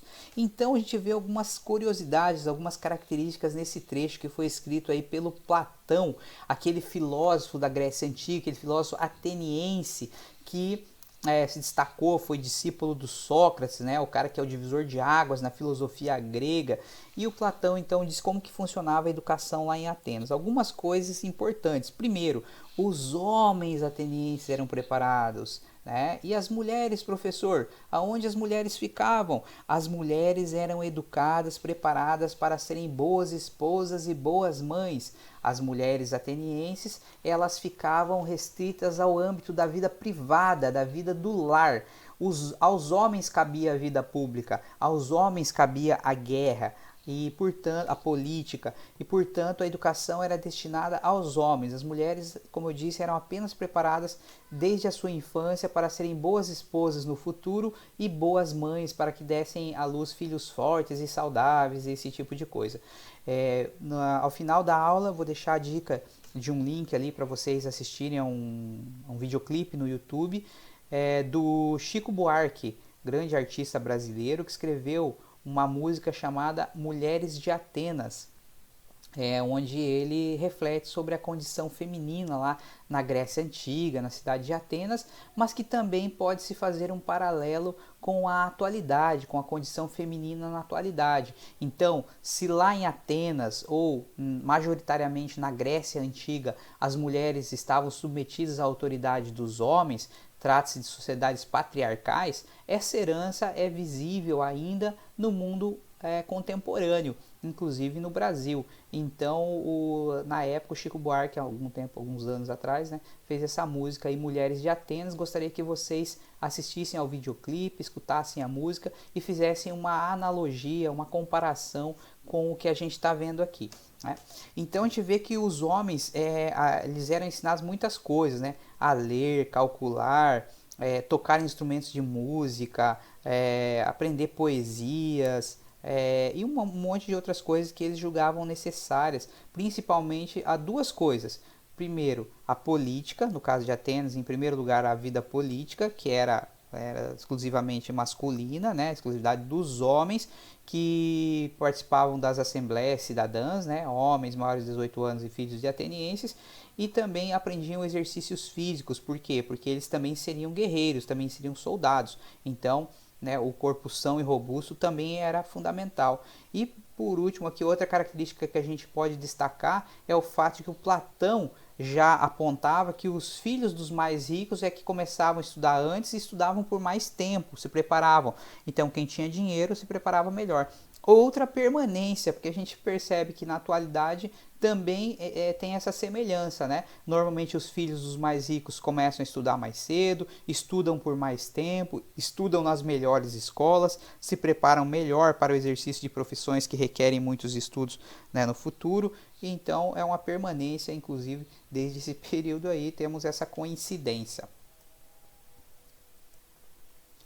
Olha lá, pessoal, e Esparta? Então vamos falar agora um pouquinho sobre a cidade de Esparta. Enquanto Atenas foi fundada pelos jônios, Esparta foi fundada pelos dórios. Vamos lembrar que os dórios foram aqueles caras guerreiros lá, belicosos, violentos, que invadiram a Grécia antiga no século XII a.C.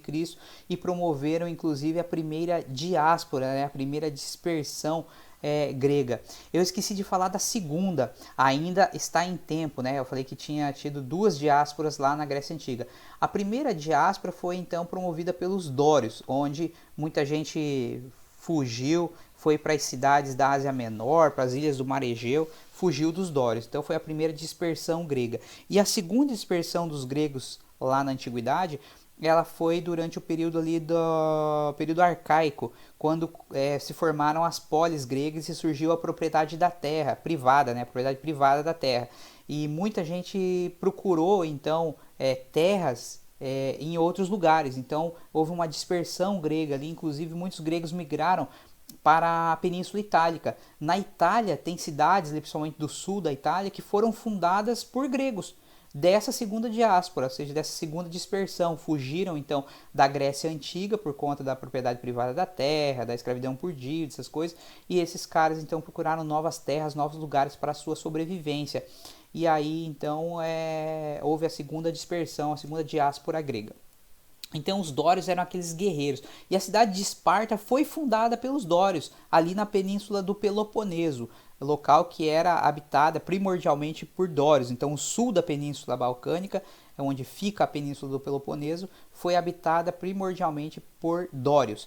E a cidade de Esparta, então, a cidade fundada por eles. Tá?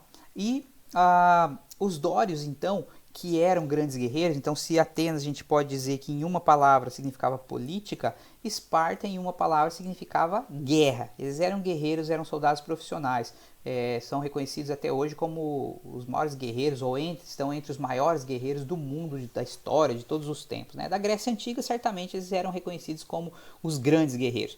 Agora, você dizer que Atenas era política, não dá para dizer que os atenienses também não eram guerreiros, porque eles também eram soldados.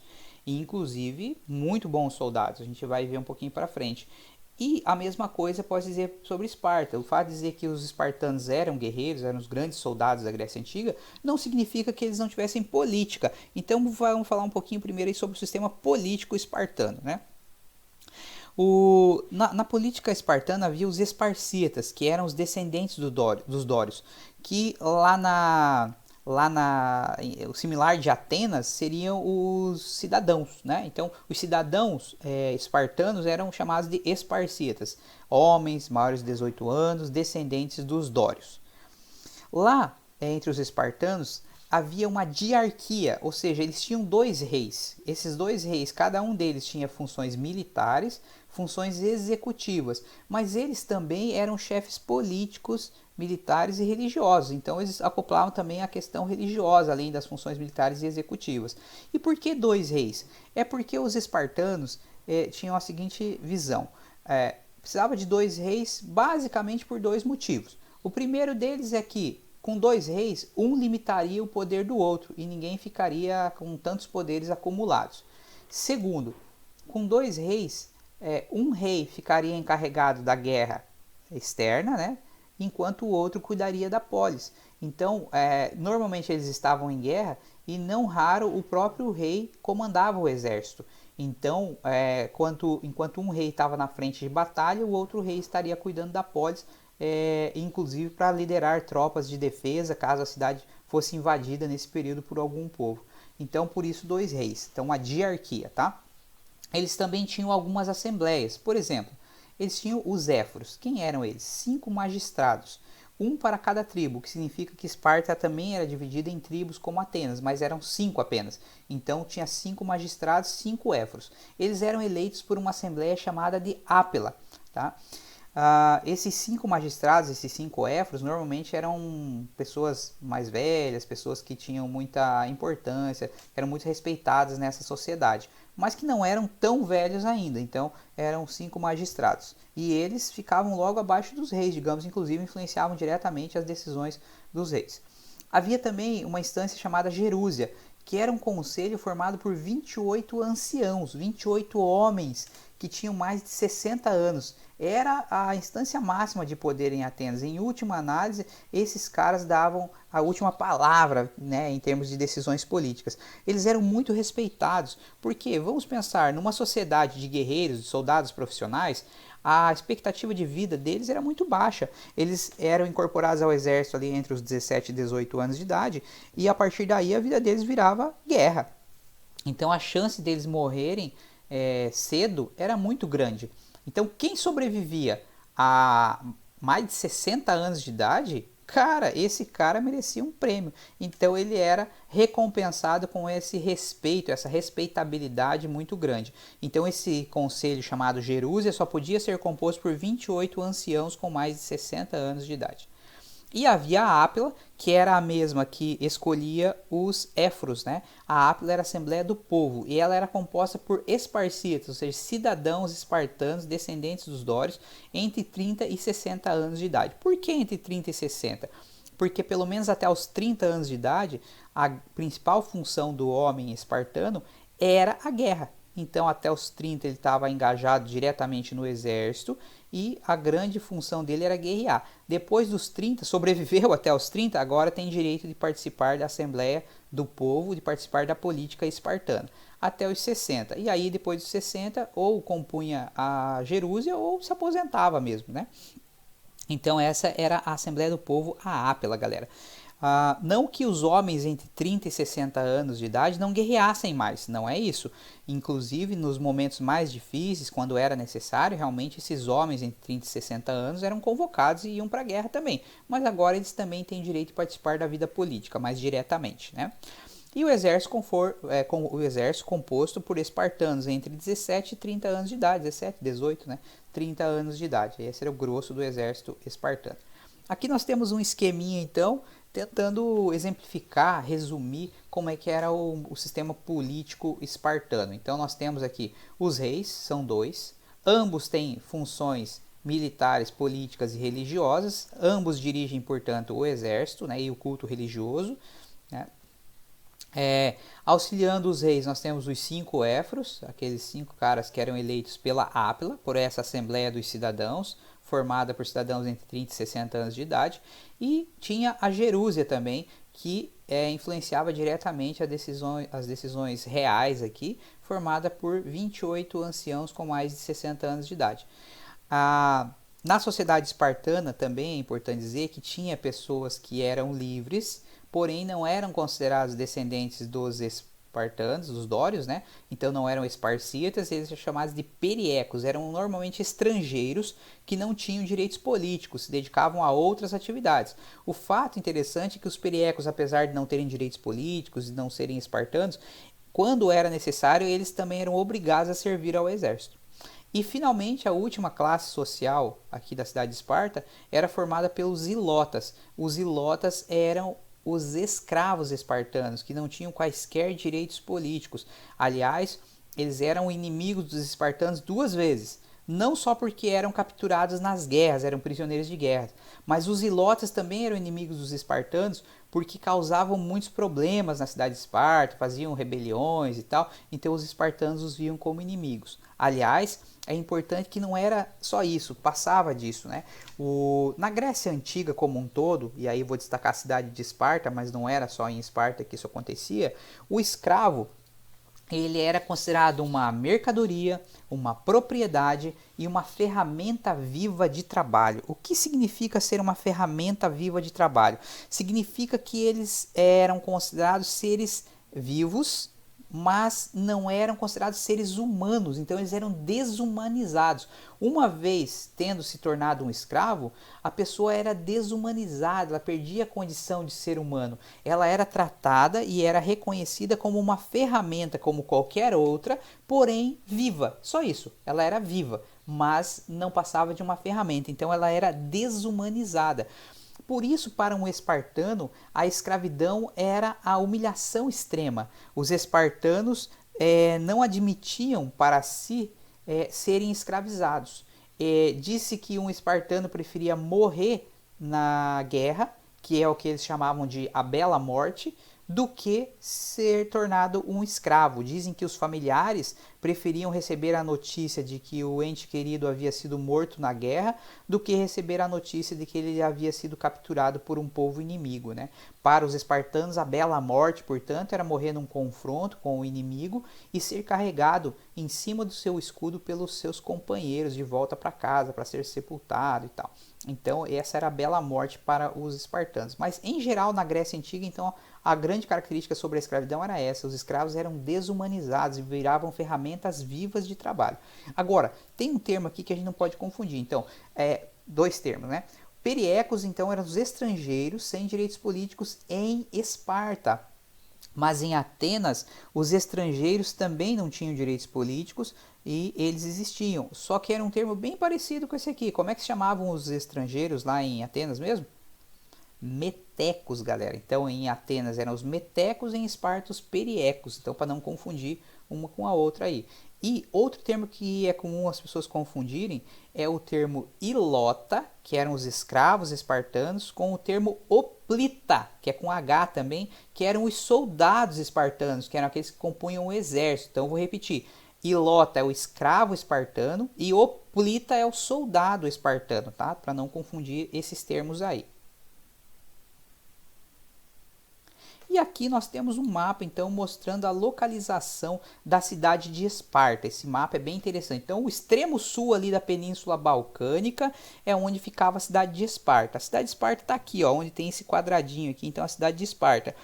E aqui, onde tem esse pontilhado, eram os limites hipotéticos da cidade de Esparta, onde os espartanos dominavam, tá? Os espartanos também eram chamados de lacedemônios, tá? Então, o território lacedemônio era todo o território dominado pelos dórios aí e tal, pelos espartanos. Então aqui, ó, aqui estão os limites mais ou menos hipotéticos da dominação lacedemônia. Então toda essa região que era dominada pelos lacedemônios, descendentes dos dórios, tá, pessoal? E aqui então é chamada essa região aqui de Península do Peloponeso, beleza? Aqui um esqueminha mostrando como que ficava, como era a sociedade espartana, então, de forma mais simplificada, sem aquele esquema político lá. Então, no topo da pirâmide estavam os esparcíatas, que eram os descendentes dos dórios, né, que tinham direitos políticos. No centro da pirâmide aqui nós temos uma classe, que é a classe dos periecos. Eles são livres, porém não têm direitos políticos, porque não são considerados descendentes dos dórios, portanto não são esparcíatas, né? E finalmente nós temos aqui os ilotas, que eram os escravos espartanos.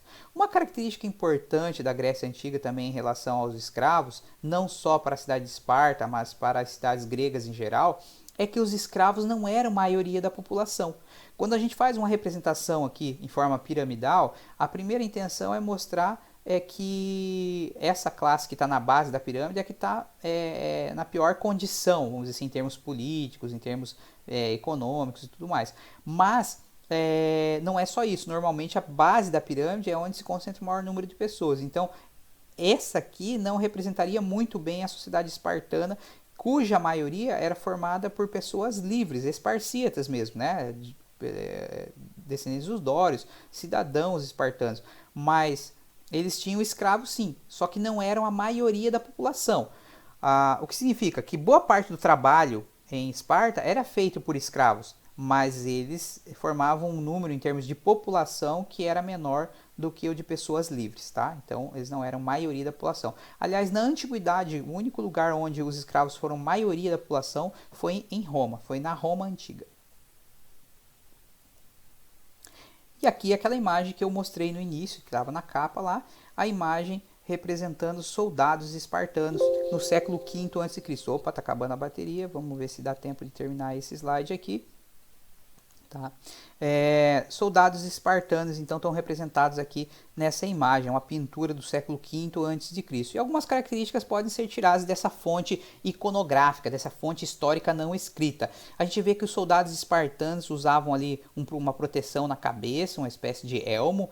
Eles lutavam com lanças, mas eles tinham outros tipos de armas também. Usavam arco e flecha, usavam machados, usavam vários tipos de armas diferentes, né? E eles lutavam normalmente com um escudo. Em cada escudo tinha algum símbolo, algum desenho, alguma pintura. Aqui nós temos a imagem de um galo, né? Então um galináceo ali, porque o galo é o símbolo da virilidade. Então tem as esporas ali e tudo mais. Então eles normalmente adornavam, decoravam seus escudos com animais que para eles tinham alguma relação com isso, com força, bravura, virilidade, todas as características, qualidades que eram necessárias a um soldado. A gente vê que os espartanos não eram imortais, a gente vê um cara que já está caído aqui, provavelmente morreu, né? A bela morte, então, como eu disse, era morrer numa batalha. E outra característica aqui que é bem interessante, os soldados espartanos, não raro, lutavam nus. Esses caras estão pelados, eles têm algumas proteções no corpo, como a gente pode perceber, mas eles estão pelados. Então, inclusive, se acredita que os espartanos, durante muito tempo, eles tinham cabelos longos, cabelos que vinham, às vezes, até a cintura aqui. Eles colocavam flores no cabelo antes de uma batalha, então eles colocavam uma decoraçãozinha ali no cabelo, né, uma florzinha, e eles lutavam nus, porque eles acreditavam que as roupas atrapalhassem os movimentos. Então, lutar peladão numa guerra era melhor para eles. É óbvio que eles se protegiam com seus escudos, né? Não quero nem imaginar uma cena como essa, esses caras lutando pelados aí.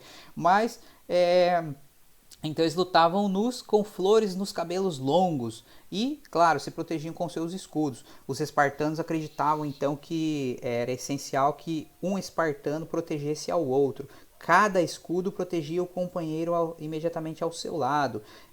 E por isso, em Esparta havia uma característica que uma criança, quando nascia deficiente, ela não teria essa capacidade de segurar o seu escudo, proteger a si próprio, proteger o colega do lado, então não poderia ser um soldado profissional. Assim, os espartanos, quando nascia uma criança deficiente, seja física ou mental, essa criança era abandonada nas montanhas para ser devorada por feras selvagens. Essa é uma característica cultural dos espartanos, porque era uma cidade de guerreiros.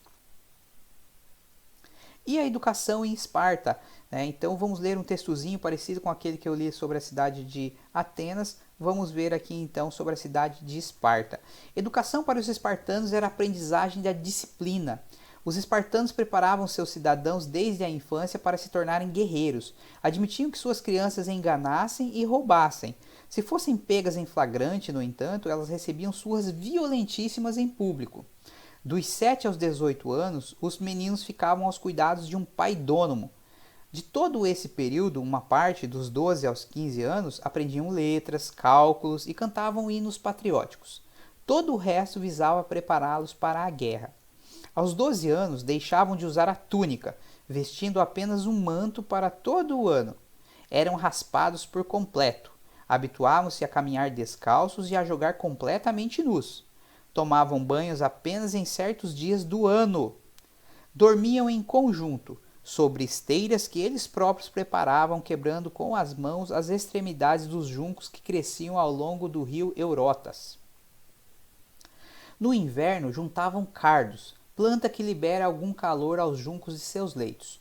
Atuavam em bandos liderados pelo Proteiras, instrutor de táticas de guerra e da arte da sobrevivência. Como os jogos geravam brigas e discussões, pessoas idosas os vigiavam. Assim conheciam o caráter, a coragem e a constância de cada jovem. O mais inteligente e corajoso tornava-se chefe de grupo. Os outros deveriam obedecê-lo e sujeitar-se a seus castigos. Entre 16 e 20 anos, os jovens aprendiam a usar armas, como lanças, espadas, arco e flecha. Sua carga de exercícios era aumentada e começavam a participar de operações militares simuladas nas montanhas ao redor da polis. Segundo Plutarco, o objetivo era que andassem como as abelhas, partes integrantes da comunidade, sempre juntas ao redor do chefe, consagradas inteiramente à pátria. A essa altura, o jovem espartano era o que sua pátria queria que ele fosse. Silencioso, disciplinado, anti-intelectual e anti-individualista, obediente aos superiores, vigoroso, ágil, astuto, imune ao medo, resistente às intempéries da natureza e aos ferimentos, odiando qualquer demonstração de covardia, fiel e dedicado à cidade.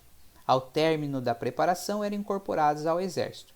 E as meninas, professor? As meninas eram preparadas para terem filhos fortes e saudáveis e serem excelentes esposas, ou seja, preparadas para serem esposas e mães, né? Assim como na cidade de Atenas. Alguns autores dizem que as mulheres espartanas tinham algumas prerrogativas que as diferenciavam do restante das mulheres da Grécia Antiga.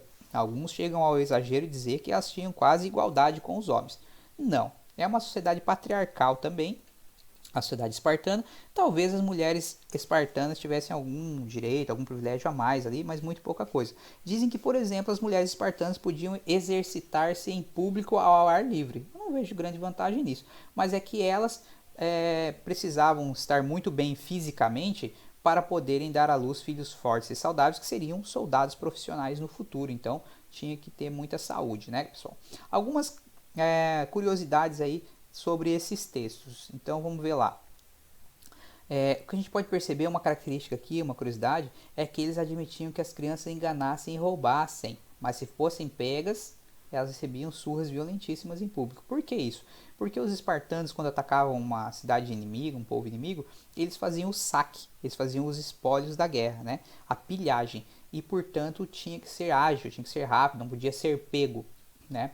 Então fazia parte da sociedade deles, mas não permitiam que essas crianças fossem pegas. Se elas fossem pegas, então elas recebiam essas surras, esse castigo aqui para aprender a roubar direito, para aprender a fazer o espólio direito, né?